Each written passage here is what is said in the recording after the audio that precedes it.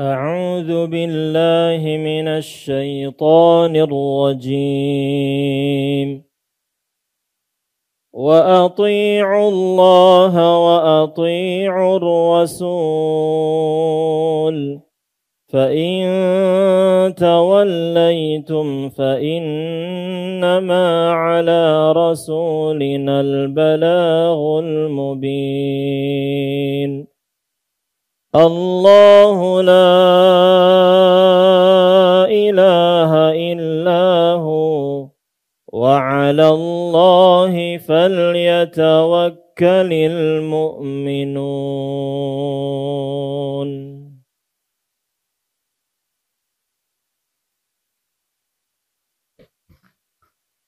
بسم الله الرحمن الرحيم. السلام عليكم ورحمة الله وبركاته.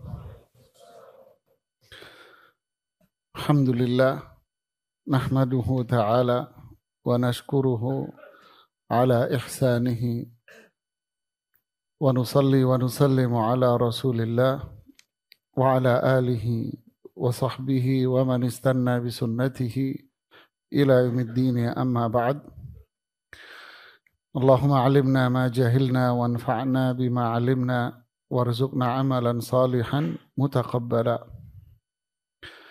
Kita di ayat yang ke-12, 13 di surat Taghabun. Ayat ini menggambarkan Islam yang Allah turunkan kepada Rasulullah sallallahu alaihi wasallam. Dengannya Allah mengutus Nabi dan Rasulnya. Karena ini pula Allah menurunkan wahyunya kepada Rasulnya. Dan untuk itu pula Rasulnya berjuang di jalannya. Dan itulah tugas yang diemban oleh Rasulullah sallallahu alaihi wasallam. Dan itulah yang beliau lakukan selama hidupnya. Dan Islam ini pula yang diperjuangkan oleh para sahabatnya dan dilanjutkan oleh para ulama setelahnya. Dan Islam inilah yang kita disuruh meninggal dengan membawanya. Dan Islam yang ini pula lah yang kita kelak akan dihisab. Karena Islam ini pula lah adanya surga dan neraka. Nah, inilah dua ayat yang menggambarkan dengan jelas hakikat Islam. Fadal dibaca.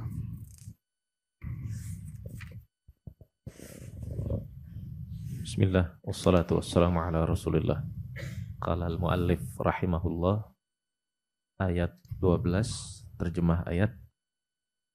Dan taatlah kepada Allah dan taatlah kepada Rasul.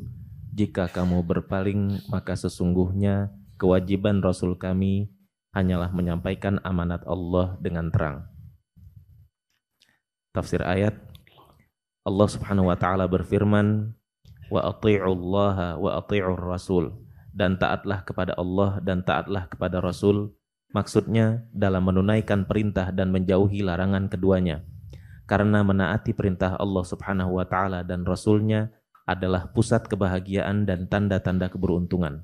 Nah, ini kalimat yang indah sekali di sini jamaah.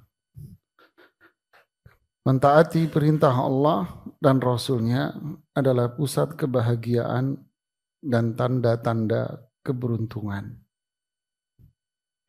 Beliau punya kitab yang tipis sekali, judulnya Al-Wasail Al-Mufidah Lil Hayah As-Sa'idah, sarana hidup bahagia. Sarana yang pertama yang beliau sajikan di sana adalah iman. Kemudian yang kedua adalah amal soleh. Inilah memang sarana menuju kehidupan yang bahagia. Karena apa? Karena kebahagiaan itu datang dari Allah. Sebagaimana kesengsaraan itu juga datang dari Allah. Allah yang memberikan hidup ini bahagia, dan Allah pula yang menyengsarakan manusianya yang dikehendaki. Jadi Allah pula yang memberitahukan kepada kita jalan bahagia itu seperti apa, dan jalan menuju sengsara itu seperti apa. Allah berfirman, fa'alhamaha fujuraha wa taqwaha. Fa'alhamaha. Setelah Allah bicara tentang wa nafsin wa ma sawwaha, dan demi jiwa yang telah Allah sempurnakan penciptaannya. Disempurnakan fisiknya, disempurnakan fitrahnya, yaitu hatinya dan akalnya, sempurna. Setelah itu fa'alhamaha. Tidak lama setelah itu Allah jelaskan dengan fitrah manusia itu. Alhamaha di sini artinya Allah menjelaskan kepada jiwa yang sempurna itu fujuraha wa taqwaha. Jalan menuju kesengsaraan, keburukan, dan jalan menuju kebahagiaan. Allah jelaskan semua dengan detailnya. Penjelasan ini berakhir dengan wafatnya Rasul Sallallahu Alaihi Wasallam. Di situ tutup buku. Tidak ada lagi penjelasan yang baru. Sudah dengan wafatnya Rasul Sallallahu Alaihi Wasallam. Lalu Allah menjelaskan, qad aflaha man zakkaha. Mereka yang meniti jalan kebahagiaan ini, dialah yang aflah. Dia yang bahagia. Dia yang beruntung. Karena apa? Karena jiwanya dia bersih. Zakkaha. Dia membersihkan jiwanya dengan cara melakukan perbuatan yang menuju jalan kebahagiaan ini. Lalu Allah bilang, waqad khaba man, sungguh binasa, sengsara, celaka manusia yang menghinakan dirinya sendiri. Dengan cara apa? Melewati jalan-jalan yang menjadikan hidup dia itu sengsara. Jadi tidak ada penjelasan di Al-Quran yang menyatakan bahwa komponen kebahagiaan itu adalah harta. Tidak ada. Tidak ada jemaah. Bahkan indahnya ayat itu Allah melanjutkan, kadzabat Tsamudu bitaghwaha. Tsamud, kaum yang dikasih kesejahteraan oleh Allah. Cukup sederhana Allah mensejahterakan bangsa Tsamud dengan Allah lahirkan di tengah mereka sebuah onta. Satu onta susunya mampu menjadikan hidup mereka sejahtera. Sejahtera mereka hidupnya luar biasa. Tapi apakah itu bahagia? Tidak. Bitaghwaha. Mereka berdosa, syirik, tidak taat kepada Allah dan Rasulnya. Taghwaha, bisababi tughyaniha, disebabkan karena mereka enggak taat sama Allah, tidak taat sama Nabi Saleh yang diutus di tengah mereka. Dan itu akhirnya menjadi style kehidupan dia. Yang pada akhirnya endingnya, ujungnya mereka mendustakan Nabi Saleh. Karena udah terlalu kelewatan.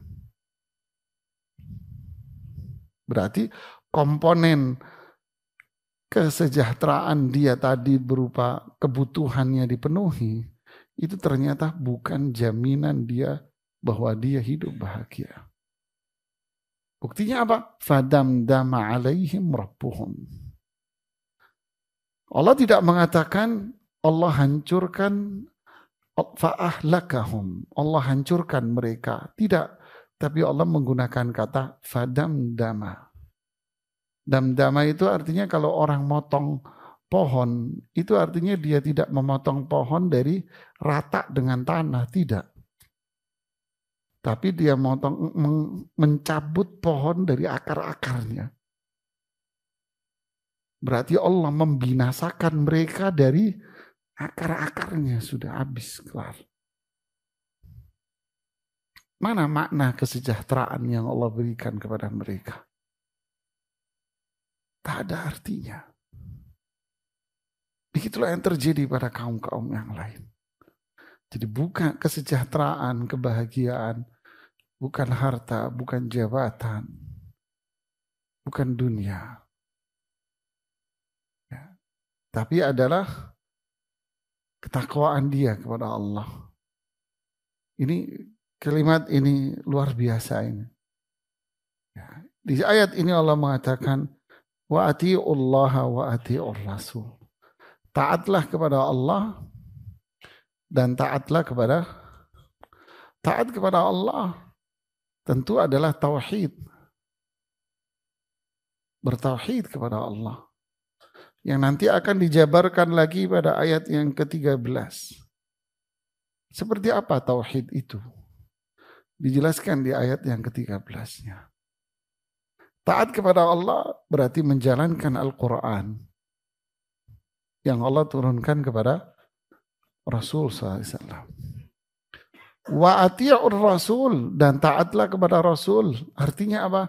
Taatilah apa yang diajarkan Rasul kepada kalian. Di sini Allah tidak mengatakan ati'ullaha war rasul. Tidak. Tapi Allah mengatakan ati'ullah wa ati'ur rasul. Kata ketaatan diulangi 2 kali. Yang menunjukkan bahwa kita wajib taat sama Allah dan ketaatan kita sama Rasul SAW itu juga merupakan ketaatan yang tersendiri.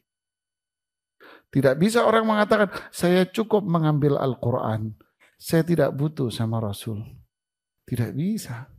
Karena ketaatan dengan Rasul disebutkan diulang. Wa ati'u, berarti ketaatan sama Rasul ini juga berdiri di situ. Harus berdiri di situ, yaitu mengikuti, menjalankan apa yang diajarkan oleh Rasul Sallallahu Alaihi Wasallam. Nah, saat itulah Islam kita ini akan tegak dengan taatullah, yaitu bertauhid, menjalankan Qur'annya, dan yang kedua taat terhadap Rasul, yaitu apa? Menjalankan apa yang diajarkan oleh Rasul Sallallahu Alaihi Wasallam. Terhadap Rasul SAW sendiri, Allah mengatakan, wa ma atakumur rasulu fakhuduhu, wa ma nahakum anhu fantahu.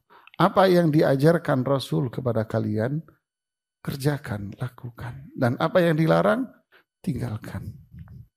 Ma amartukum bihi fa'tu minhu mastata'tum. Wa ma nahaitukum anhu fajtanibuh.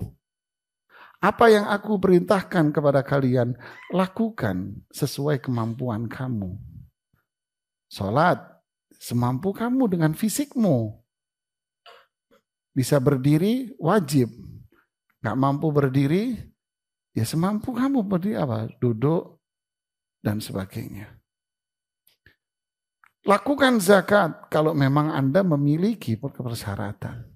Oh, kalau enggak sedekah, lakukan sesuai kemampuan harta yang ada pada diri. Puasa, lakukan puasa sesuai dengan kesehatan fisik kalian. Begitulah. Tapi kalau larangan, Rasulullah SAW bilang, apa yang aku larang, tinggalkan.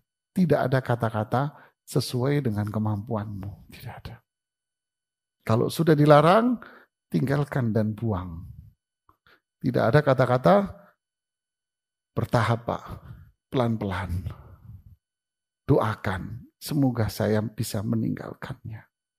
Tidak ada, Pak. Pesta ibu, tinggalkan hari itu juga. Rasul ngelarang. Nah, ini prinsip taat sama Rasul Sallallahu Alaihi Wasallam. Berarti apa yang tidak dilakukan oleh Rasulullah Sallallahu Alaihi Wasallam dan kesempatan untuk melakukan itu ada, tapi beliau tidak melakukannya, berarti Anda pun jangan melakukannya. Karena itu bukan petunjuknya. Contoh, zikir berjamaah setelah sholat. Rasulullah SAW sholat berjamaah sejak sholat diwajibkan sampai beliau wafat. Beliau sholat berjamaah terus. Kecuali terakhir waktu beliau sakit itu. Apakah beliau melakukan zikir berjamaah setelah sholat? Tidak. Kesempatannya ada untuk melakukan itu? Terbuka lebar. Tapi beliau tidak mau melakukannya. Berarti apa? Tidak disyariatkan. Jangan melakukannya. Begitu pula para sahabatnya. Apakah beliau malah memperingati kelahirannya? Harusnya beliau yang lebih layak untuk melakukannya. Apakah para sahabat melakukannya? Mereka yang paling cinta dengan Rasul SAW. Kesempatannya ada banget. Kuburannya di depan mereka. Tapi Rasulullah SAW, mereka para sahabat tidak melakukan. Begitu pula Rasul. Berarti perbuatan itu bukan petunjuknya. Jangan dikerjakan. Atiur Rasul, taati sama Rasul Sallallahu Alaihi Wasallam. Inilah bangunan Islam itu jemaah. Ini bangunan. Dan semua inilah yang pada akhirnya diistilahkan oleh para ulama dengan nama As-Sunnah. Yaitu menjalankan petunjuk Rasulullah SAW. Sampai Imam Al-Barbahari mengatakan, Al-Islamu huwa sunnah, wa sunnatu hiyal Islam. Islam itu adalah sunnah. Dan sunnah itulah Islam. Yaitu petunjuk Rasul SAW. Ada Quran di situ, ada petunjuk beliau sendiri. Inilah Islam jemaah. Kalau tidak ada ini, ya berarti tidak ada Islam. Lanjutkan. Fa'in tawallaitum, jika kamu berpaling dari menaati Allah Subhanahu wa taala dan menaati Rasul, fa innama 'ala rasulinal balaghul mubin. Maka sesungguhnya kewajiban Rasul kami hanyalah menyampaikan amanat Allah dengan terang. Maksudnya menyampaikan apa yang diutuskan untuk kalian secara jelas dan gamblang sehingga hujjah telah tegak untuk kalian. Rasul tidak berkuasa memberikan petunjuk pada kalian dan sama sekali tidak berkuasa menghisab amal kalian. Perhitungan amal kalian atas ketaatan kalian terhadap Allah Subhanahu wa taala dan Rasul-Nya, apakah kalian menunaikan hal itu atau tidak, sepenuhnya dilakukan oleh Allah yang Maha mengetahui yang gaib dan yang nyata. Imam Ibnu Katsir menjelaskan ayat ini. Kemudian beliau menukil ungkapan Imam Az-Zuhri. Imam Zuhri bilang begini, Minallahir risalah wa 'alar rasulil balagh wa 'alaina taslim. Allahu Akbar. Allah menurunkan Rasul dan Allah menurunkan wahyunya.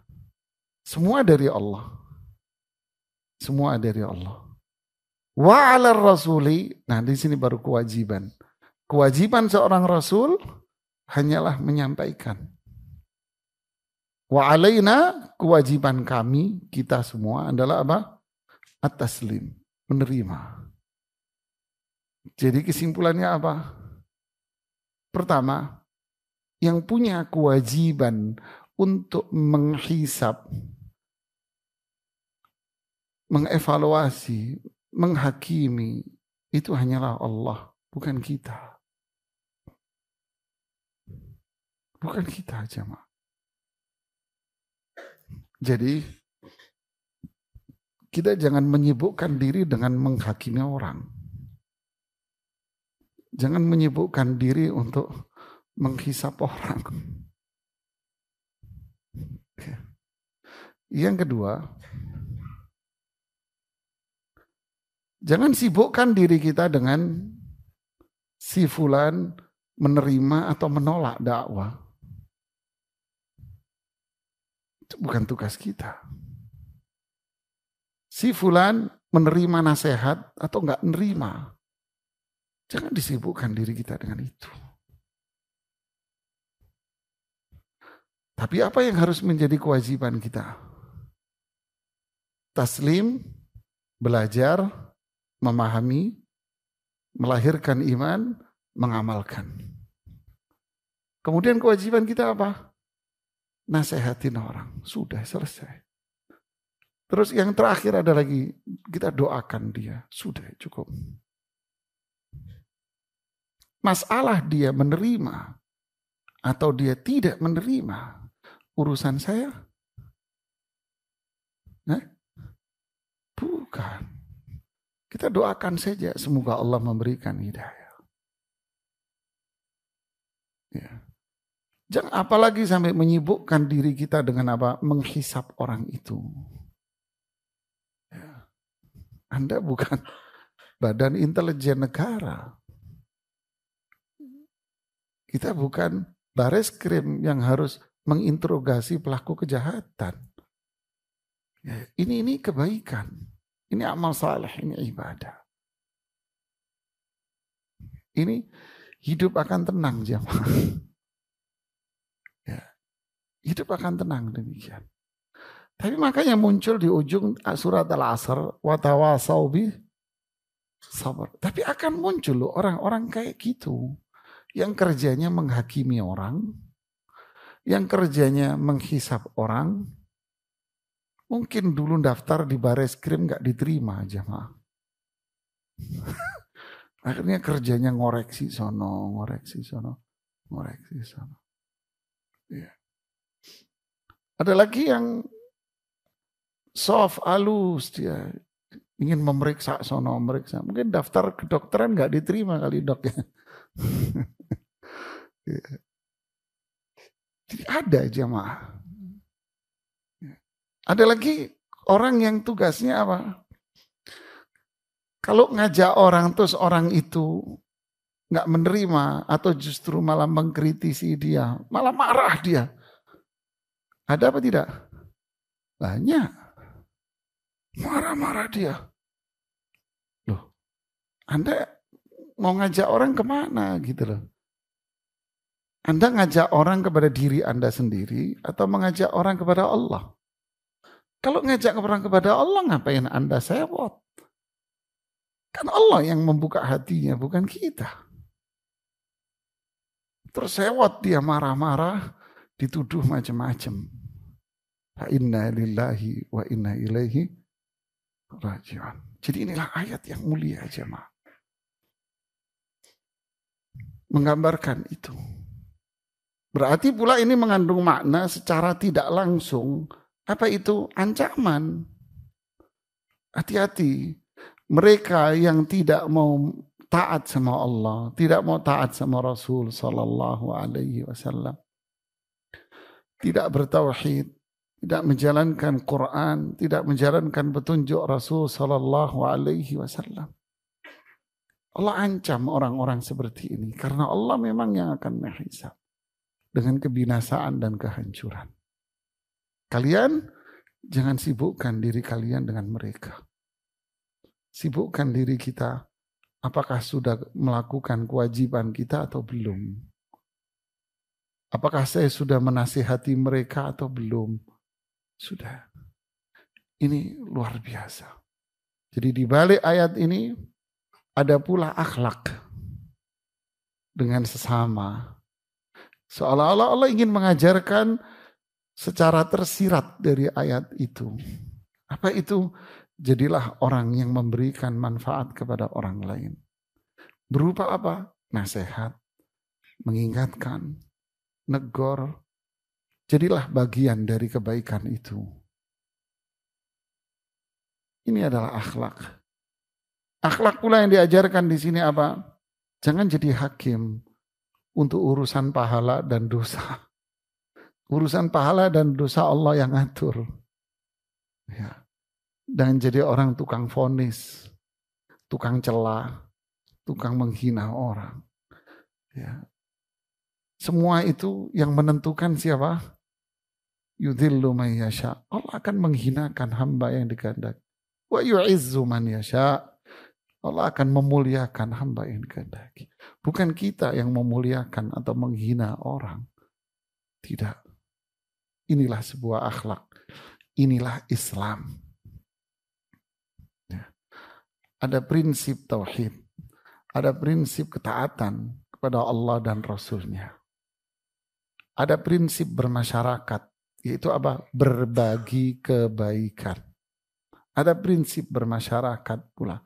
Apa itu? Mendoakan mereka. Ada prinsip menebar kebaikan dengan masyarakat. Jangan jadi hakim akan keburukan dan kebaikan pada orang.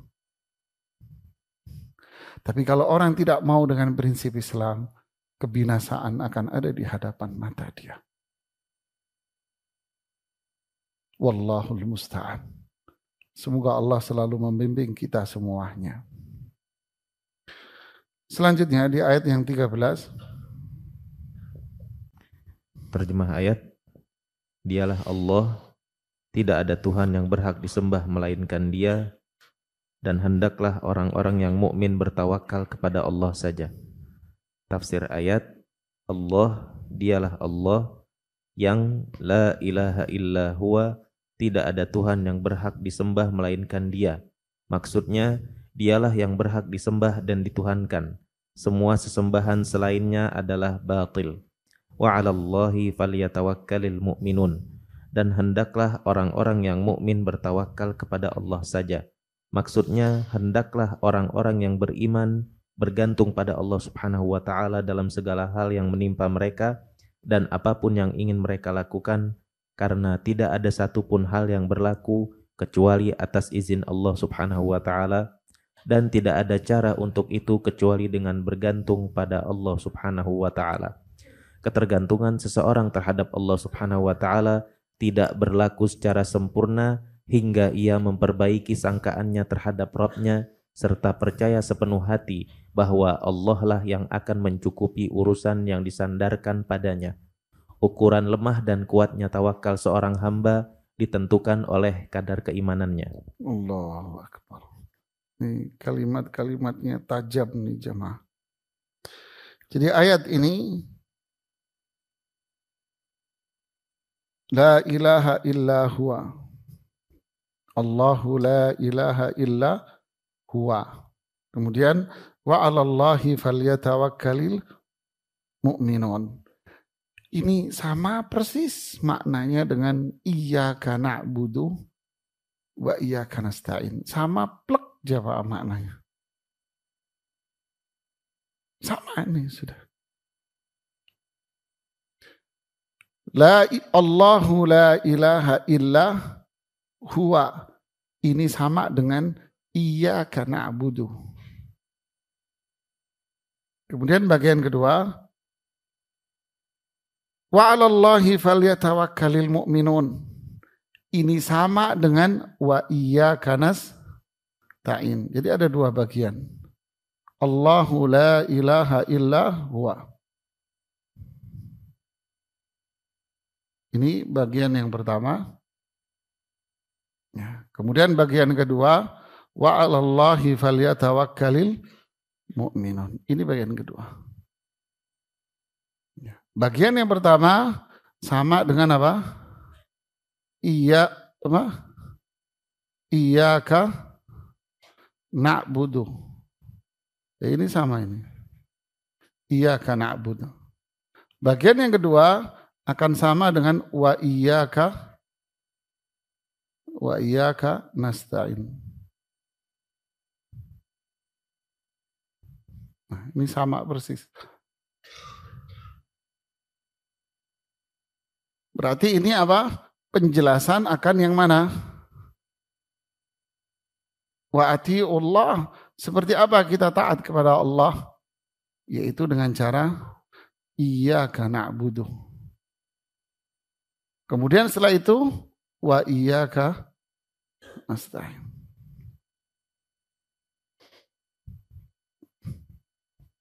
Apa makna iyyaka na'budu?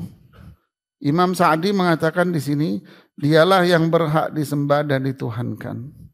Semua sesembahan selainnya adalah batil. Ibnu Katsir begini ngomongnya beliau, fal awwalu khabarun 'anit tauhid. Yang pertama, Allahu la ilaha illa huwa. Iyyaka na'bud, ini adalah tauhid, Pak. Ini adalah tauhid. Ini tauhid. Artinya apa? Kita tidak akan beribadah kecuali hanya kepada Allah. Kita tidak akan beribadah dengan berbagai macam bentuk ibadahnya, tidak akan kita lakukan kecuali hanya kepada Allah. Sehingga ibadah pada aslinya haram untuk kita lakukan. Kecuali ibadah yang kita lakukan itu hanya karena wama umiru, tidak boleh Anda melakukan. Illa liya'budullaha mukhlisina lahun, kecuali kalian ibadah hanya karena Allah. Inilah tauhid. Jadi fal awwal khabarun 'anit tauhid. Yang pertama adalah tauhid. Maknanya apa? Makna talab, maknanya adalah permintaan. Maksudnya permintaan apa?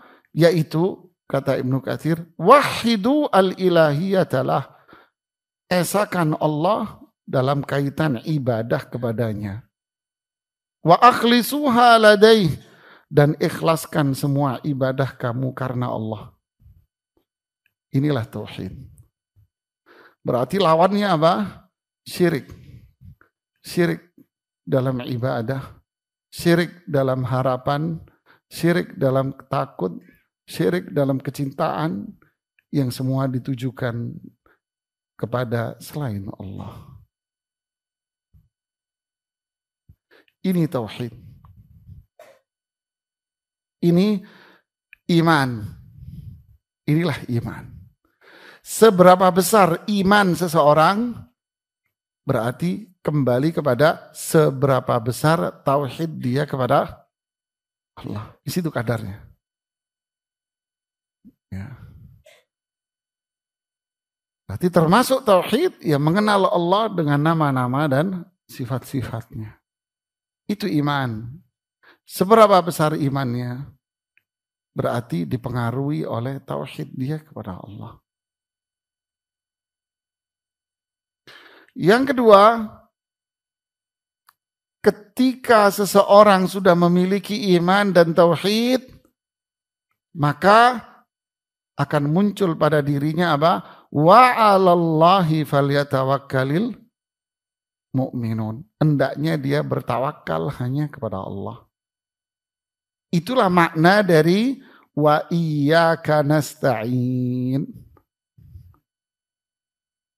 Wa iyyaka nasta'in, hanya kepadamu kami minta tolong. Berarti tawakal itu apa? Berarti tawakal itu adalah isti'anah. Tawakal itu isti'anah. Apa isti'anah? Tawakal itu minta tolong sama Allah. Berarti tauhid itu apa? Ibadah, berbuat sesuatu, melakukan ketaatan kepada Allah, ketaatan kepada Rasul, apa? Karena Allah. Berbuat amal. Setelah itu angkat tangan kita, minta tolong sama Allah agar dikasih kemudahan.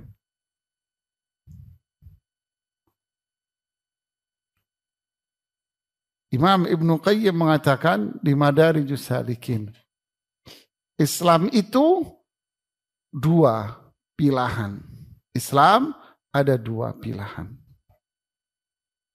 Pilihan yang pertama inabah, dan pilihan yang kedua tawakal. Tawakal itu isti'anah, minta tolong sama Allah.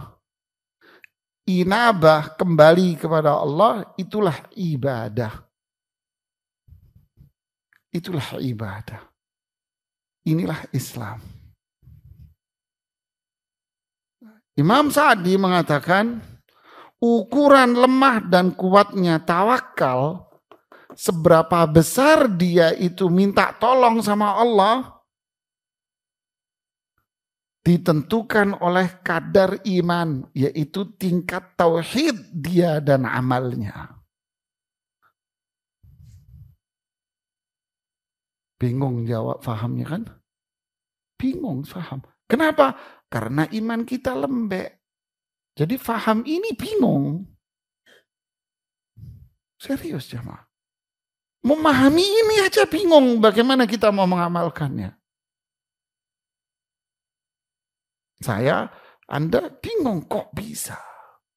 Ya karena iman kita gak nyampe. Kan kita gak nyampe jemaah. Sehingga bingung kita untuk faham.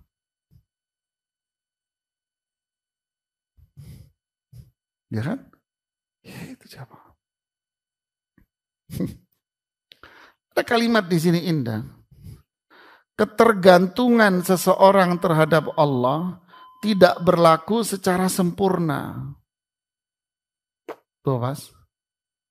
Isti'anah orang, minta tolong seseorang kepada Allah, tidak bisa dilakukan dengan baik, tidak bisa. Kita tidak bisa mewujudkan wa iyyaka nasta'in dengan baik, tidak bisa. Kok aneh Ustaz? Ya, lanjutkan bahasanya. Hingga ia memperbaiki sangkaan terhadap Rabb-nya. Bagaimana kita bisa minta tolong sama Allah? Yang maknanya adalah tawakal, yang maknanya adalah nyender, kita serahkan semua urusan saya sama Allah. Itu maksudnya minta tolong sama Allah. Saya minta tolong sama Allah, artinya saya serahkan semua urusan saya sama Allah. Bagaimana caranya? Kamu sudah kenal gak sama Allah? Kita udah kenal gak sama Allah? Caranya gimana? Memperbaiki sangkaan. Kita sudah punya keyakinan gak kalau Allah itu pasti berbuat baik sama saya? Sudah yakin belum? Kalau Allah pasti berbuat baik sama saya. Pasti apa yang Allah tentukan sama saya itu baik. Sudah punya keyakinan itu belum? Ini namanya prasangka baik sama Allah. Terus, serta percaya sepenuh hati bahwa Allah lah yang akan mencukupi urusan yang disandarkan kepada dia. Yakin gak bahwa Allah bakal memenuhi semua kebutuhan kita? Yakin gak ini dua ini? Kalau belum nyampe itu, gak paham ya Pak. Bukan gak paham secara intelektual, paham, tapi hati kita sulit mencerna.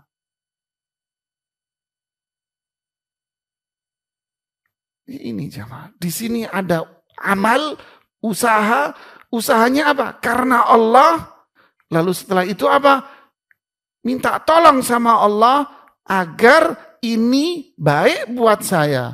Mendatangkan kebaikan buat saya. Dan agar saya terhindar keburukan dari itu.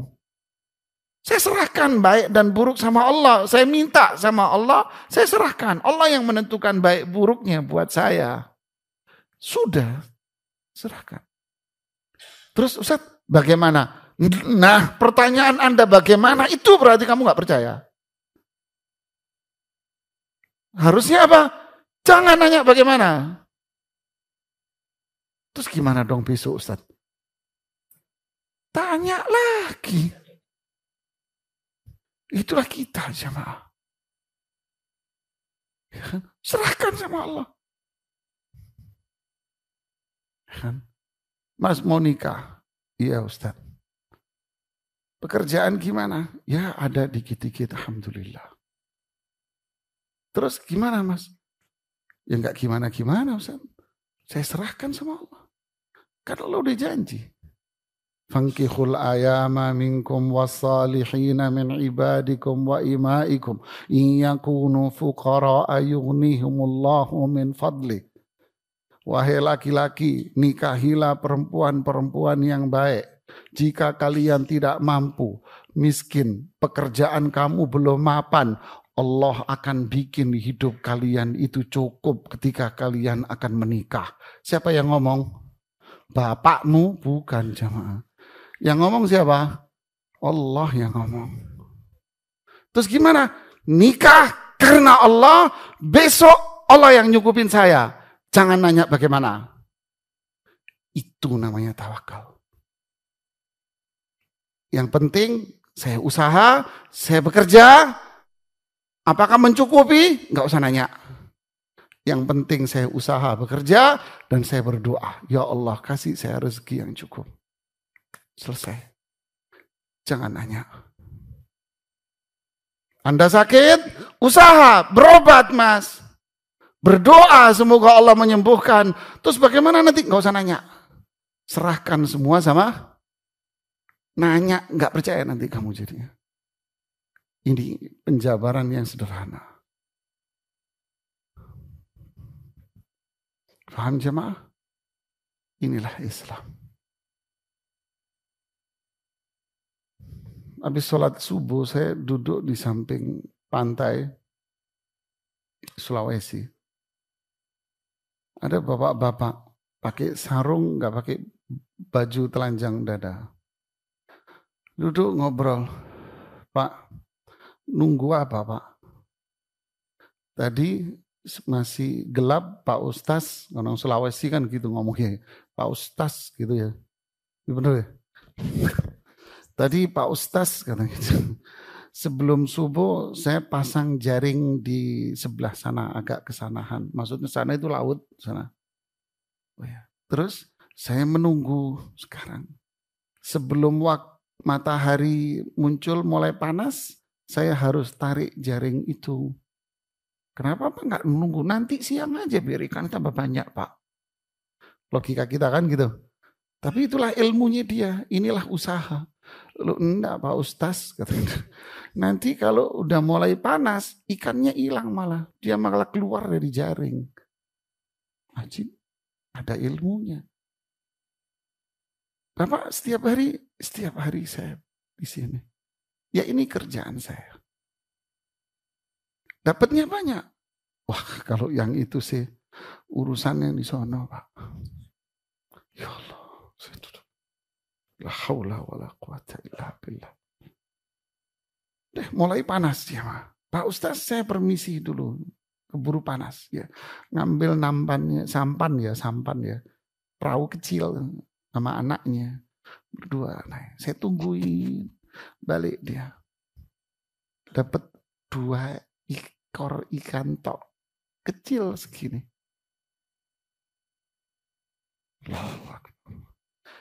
Pak Ustaz mau? Barangkali Pak Ustaz mau. Allah, saya nggak sadar meneteskan air mata. Bapak kerjanya apa? Ini kerja saya. Jadi ikan ini buat apa? Buat makan saya nanti siang sama nanti malam. Pak Ustaz kalau mau, Pak Ustaz bawa. Saya nyari lagi. Saya terdiam. Kenapa Pak Ustaz? Tidak apa. Terima kasih Pak. Lihat jemaah. Orang-orang desa, inilah fitrah manusia.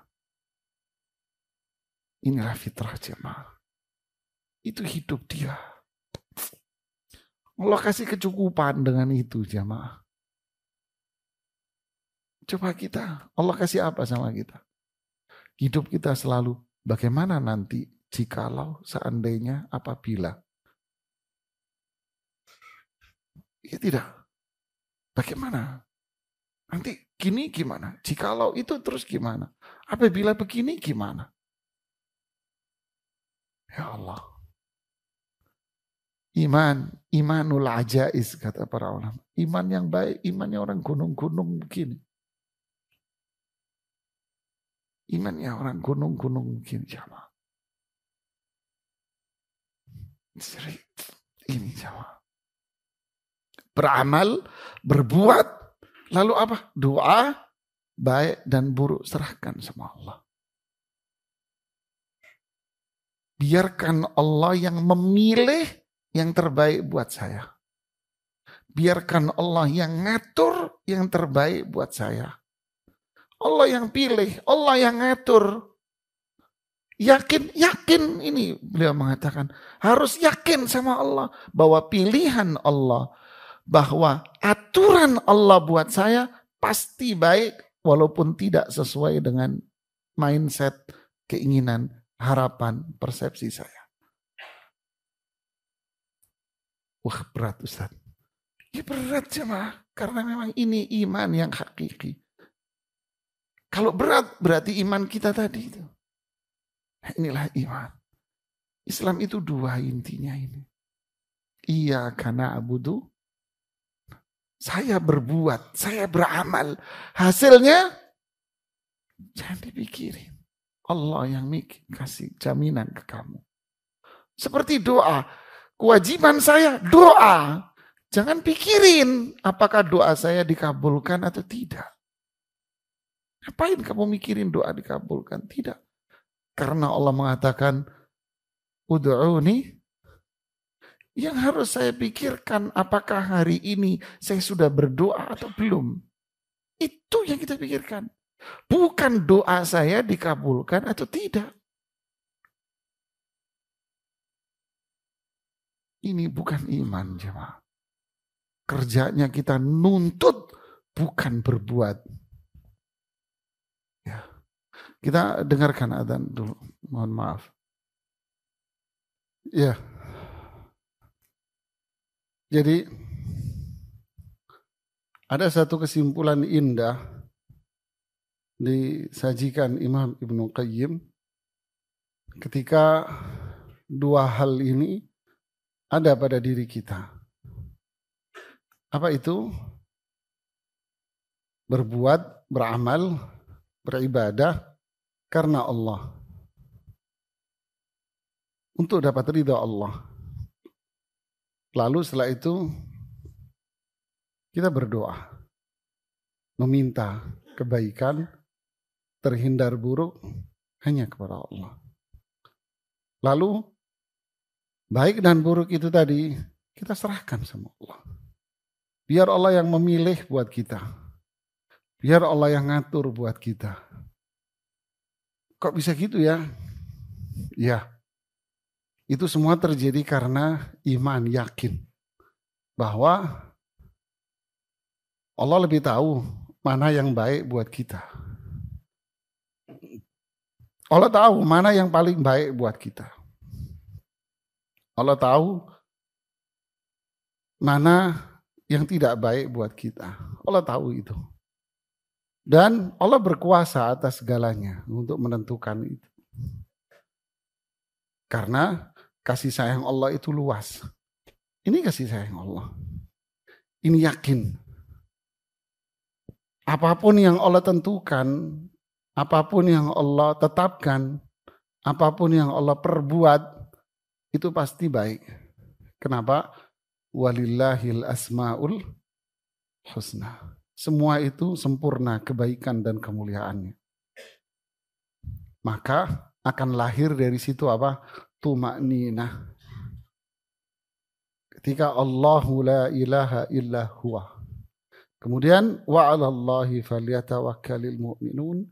Maka lahirlah tuma'ninah. Apa tuma'ninah itu? Kita tidak akan capek jamaah. Capek apa? Fisik? Ya, pasti capek kalau fisik. Nggak mungkin. Nggak capek apanya? Pikiran dan hati kita. Hati kita akan tenang, tidak akan capek. Kok bisa, maksudnya apa? Ya, orang yang merasa dirinya hebat. Kemudian dia punya harapan, keinginan. Lalu harapan dan keinginan itu tak terwujud, capek dia. Capek apa? Mikirin, stres, tertekan, gila sendiri dia jemaah. Galau, gelisah, capek dia. Sedih, kenapa kok begini? Kenapa jadi begini? Saya sudah 4 tahun kehilangan suami, tapi kok sulit saya melupakannya. Capek dia. Capek hidupnya jemaah. Saya sudah usaha, tapi kok masih gagal aja. Capek dia jemaah. Mikirin itu terus, capek. Sedih terus, ya sedih. Galau hidupnya, iya. Belum melakukan sesuatu, udah muncul 100 pertanyaan. Galau dia. Dia galau. Begitulah jemaah. Akhirnya apa? Itulah kesengsaraan. Tapi itu maknina, nggak ada capek, sedih dengan apa yang sudah terjadi. Tidak. Karena dia yakin bahwa yang terjadi ini walaupun tidak sesuai dengan harapan keinginan saya, ini pilihan Allah kok. Ini baik buat saya. Ngapain saya sedih?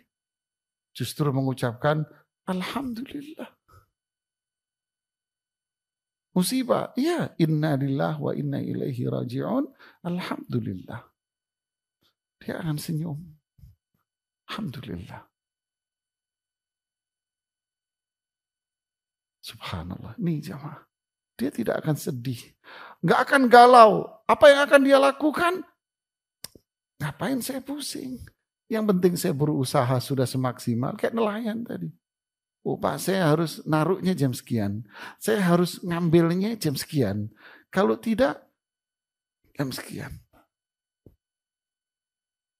Dia tahu ilmunya, dia kerjain. Hasilnya bukan urusan saya. Nggak sedih dia, nggak galau. Udah usaha aja.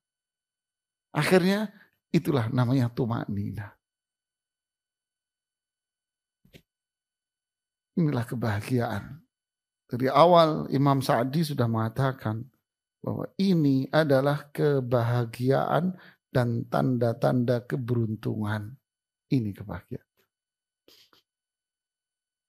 Iman inilah. Semoga Allah memberikan keimanan buat kita, keteguhan iman, kemudahan untuk beramal saleh. Dan keteguhan istiqamah untuk melakukannya. Syekhul Islam Taimiyah mengatakan doa yang paling baik adalah minta tolong. Doa yang paling baik adalah minta ridho sama Allah. Agar kita bisa beramal, berbuat semua dengan ridho, pertolongan dari Allah semua. Ini doa yang mulia. Wallahu ta'ala a'lam bishawab. Silakan kalau ada yang mau bertanya.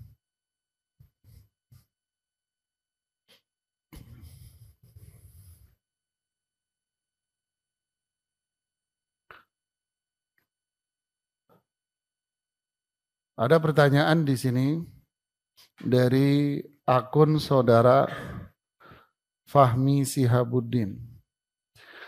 Assalamualaikum Ustaz. Waalaikumsalam warahmatullahi wabarakatuh. Semoga Allah merahmati Syekh As-Sa'di, Imam Sa'di rahimahullah ta'ala, Ustaz dan seluruh kaum muslimin. Amin. Allahumma amin. Saat ini berhusnudzan saat mendapat kebaikan, terkadang ada pikiran jangan-jangan ini istidraj. Bagaimana cara menanggulanginya, Ustaz? Tentu ini bisikan syaitan, jemaah. Dikasih kebaikan, suudzon. Bagaimana kalau diuji? Tambah parah suudzon. Ya kan? Inilah bisikan syaitan. Setan tidak akan mau manusia ini, hamba ini berada dalam apa? Berada dalam kebaikan. Tidak akan mau. Terus bagaimana? Fa imma yanzaghannaka minasyaitani nazghun fasta'id billah. Kalau ada nazgh, gangguan, godaan, bisikan dari syaitan, maka ucapkanlah a'udzubillah minasyaitonir rajim. Berlindunglah kepada Allah. Setan tidak akan bisa kita lawan. Tapi kita serahkan sama Allah.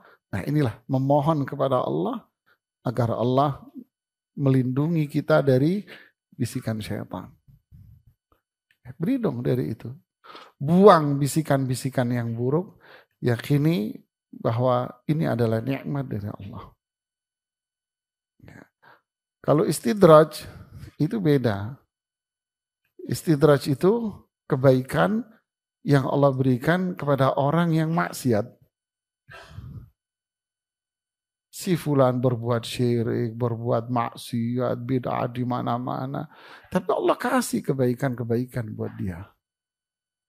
Maka ini yang sering saya sampaikan, ini sama saja dengan penggemukan sapi. Untuk diapain? Dipotong. Ya, itu baru istidraj. Tapi kalau orangnya bertauhid, beriman, bertakwa, dikasih kebaikan, berarti itu adalah nikmat. Agar ini menjadi nikmat terus, maka kita jaga tauhid kita, ketaatan kita kepada Allah. Syukur itu adalah lem, dan syukur itu kail untuk mendatangkan nikmat yang lain. Ya. Sabar itu yang melindungi juga agar nikmat tidak berubah menjadi bencana. Inilah dua hal itu sama, syukur dan sabar. Banyak ini. Ini nanya apa curhat?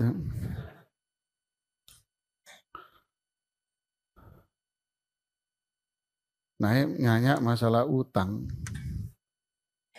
Sekitar 3 bulan lalu kakak ipar saya membutuhkan dana untuk usaha sekitar ratusan. Akhirnya mertua saya membantu dengan mencari orang yang bisa dihutangi. Akhirnya mertua saya mendapatkannya dan berbicara kepada orang tersebut bahwa dana yang dibutuhkan untuk usaha kakak ipar saya. Qadarallah mertua saya meninggal 2 hari lalu dan hutang tersebut belum lunas. Apakah hutang tersebut tetap menjadi hutang mertua saya atau menjadi hutang kakak ipar saya?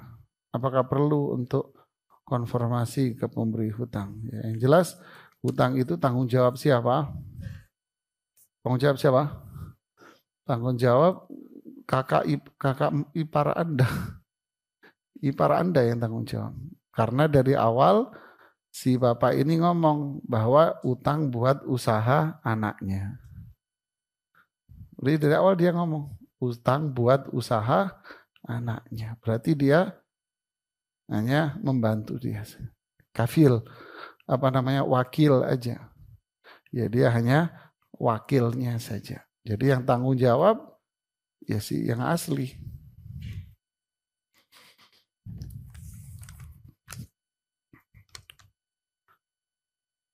Semoga Allah menjaga Ustadz dan keluarga serta para jamaah kajian semua. Amin. Allahumma amin. Ustadz, sunnah apa saja yang bisa anak amalkan terkait kelahiran anak?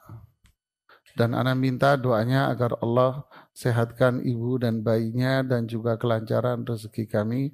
Padahal anak kemarin ada tawaran kerja, ya bawahnya curhat. Jadi apa amalan yang disunnahkan ketika kelahiran sang bayi? Apa jemaah? Amalan apa? Pertama lahir, melakukan tahnik. Baru lahir nih, baru keluar, lakukan tahnik. Tahnik itu apa? Kalau Rasul saya salam dulu kurma, kemudian beliau gigit-gigit. Kalau ente jangan, bakteri banyak. Ngamuk dokter kandungan nih beliau. Dokter kandungan yang ngamuk nanti beliau ini. Jadi gimana caranya? Ambil kurma yang benyek, sukari atau apa, ambil air hangat sedikit, ente becek-becek begitu. Sampai kurmanya mencair dengan air itu sehingga berbentuk cairan, bentuk cairan. Nah, ketika bayi itu lahir, cukup cairan itu Anda letakkan di lidahnya dia, bukan sendok terus antum sendokin di sini nyangkut di bayi dok ya.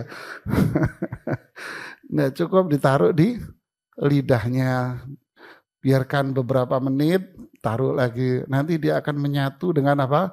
Ludahnya. Itu namanya tahnik namanya jamaah. Ya, kalau apa namanya dokternya atau bidannya ragu-ragu, suruh bidannya yang mengerjakan. Boleh, mau kasih edukasi dulu ke bidannya, biasanya mau dia. Ya, itu namanya tahnik jemaah. Yang kedua, apain? Di hari yang ke-7. Di hari yang ke-7 Anda potong rambutnya. Gundul lah. Ya, kemudian rambutnya itu Anda tampung, kemudian ditimbang berapa gram. Sedekahkan dengan senilai emas kalau punya fulus. Kalau nggak punya fulus, sedekahkan senilai perak. Ya paling cuman berapa biasanya gram dok? 2 gram? Ya 2 gram lah. Nggak sampai paling 2 gram. Dikit-dikit lah. Ya itu yang kedua. Kemudian setelah itu yang ketiga memberi nama. Kasih nama dengan nama-nama yang baik lah. Ya. Jangan nama-nama kumpulan dari rapat partai koalisi. Jangan dari orang tua ini, dari mertua, dari siapa lagi, dari ibunya, dari ayahnya, dikumpul tuh nama kayak tagihan arisan gitu panjang, berinnalillahi. Saya kalau melihat anak-anak sekarang TK SD itu bacanya sulit nama. Ya akhi, kasih nama-nama yang bagus. Cukup satu nama. Abdurrahman, Abdullah, Muhammad, Ahmad. Dulu anak saya lahiran, Pak siapa nama anaknya Pak? Saya tulis duanya, Sabit. Siapa Pak? Namanya Pak, namanya. Iya Mbak, Sabit. Namanya Pak. Dia bingung kalau namanya cuma kecil, pendek gitu. Itulah mindset orang ya. Jadi kasih nama-nama yang baik, yang mudah, memberikan yang baik lah. Inilah amalan-amalan apa? Sunnah. Ya. Rezeki Anda, ya akhi, jangan takutkan rezeki. Setiap mulut pasti ada rezekinya. Setiap ada nyawa dan roh pasti ada rezekinya. Coba Anda pikirin dulu belum kawin. Penghasilan Anda berapa? Setelah Anda menikah, setelah Anda punya anak, pikirin. Makanya para sahabat seperti Umar bin Khattab pernah bilang apa? Iltamisul ghina bin nikah. Carilah kecukupan dalam kehidupan kamu dengan cara menikah. Setiap ada jantung berdetak, di situ ada rezekinya.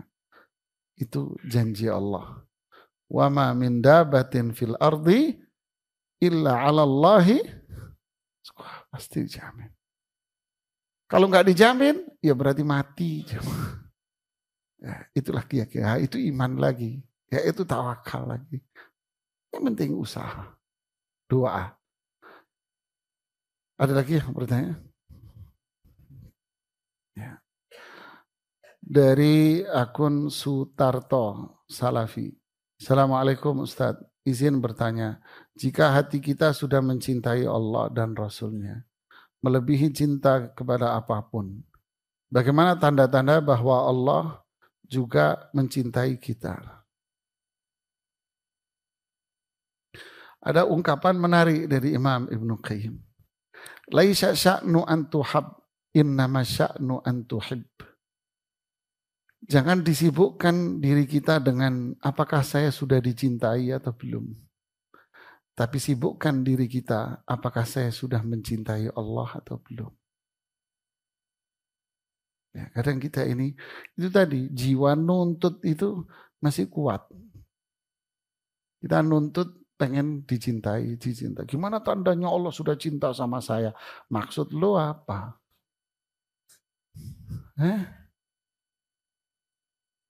Mau ngapain nanya-nanya gitu kan? Sibukkan diri kita dengan apa? Berbuat, beramal. Sibukkan diri kita dengan itu. Kalau siswa, jangan sibukkan dengan apakah guru itu sudah sayang sama saya. Udah ente males ya pas senang sama ente. Udah males berangkat sekolah gak pernah mandi. Kan dulu begitu Mas ya. Sibukkan diri kita dengan belajar. Otomatis dan pasti apa? Pasti ada dicintai. Ini yang mindset hawa nafsu kita ini yang seperti itu. Selalu ingin melihat yang cepat saji gitu ya. Sibukkan dengan usaha-usaha. Yang kedua, cinta juga bukan klaim. Saya sudah cinta kepada Allah melebihi segalanya.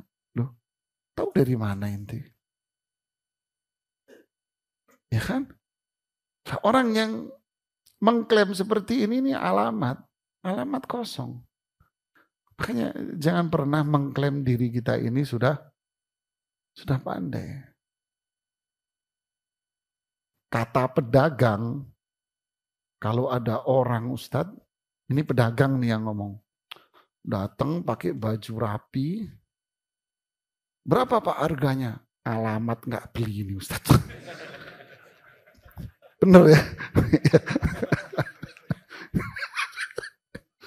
Alamat nggak beli ini. Alamat capek ente ngeladen. Katanya begitu. Ya. Jadi begitulah jamaah. Jadi jangan sibukkan diri kita dengan apa? Klaim-klaim bahwa saya sudah cinta. Saya. Jangan pula sibukkan diri kita dengan apa? Apa tanda Allah mencintai saya? Sibukkan diri kita dengan amal, perbuatan yang ujungnya nanti Allah akan mencintai saya. Inilah para sahabat dahulu mengajarkan kepada kita. Ya, padahal mereka sahabat kan sosok yang sudah dijamin surga. Pernah sahabat nanya, ya Rasulullah, istanaku di surga seperti apa? Karena ada ceritanya. Ketika Rasulullah SAW ngomong sama Umar bin Khattab, melihat istana di atas awan, begini.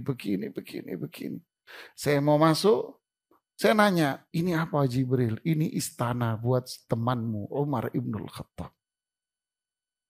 Saya mau masuk, saya takut Umar cemburu. Apa reaksi Umar? Menangis Umar bin Khattab jemaah. Ngomong apa engkau ya Rasulullah? Coba kalau kita, makasih ya Rasulullah. Terus surbannya digedein, terus gedein. Terus pasang kayu terus biar orang gampang salaman begini terus. Alillah wa ilahi rajiun. Astaghfirullahaladzim. Ngomong apa engkau ya Rasulullah? Nangis beliau. Nangis. Artinya tidak ada di benak itu. Di mereka sahabat ini tidak ada di benak itu. Di benak mereka adalah bagaimana saya beriman, berjuang, menegakkan Islam. Sudah. Subhanallah. Ya kalau nggak ada, masih ada pertanyaan?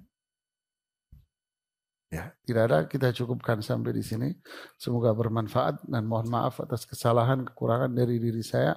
Subhanakallahumma bihamdik, asyhadu an la ilaha illa anta, astaghfiruka wa atubu ilaik. Assalamualaikum warahmatullahi wabarakatuh.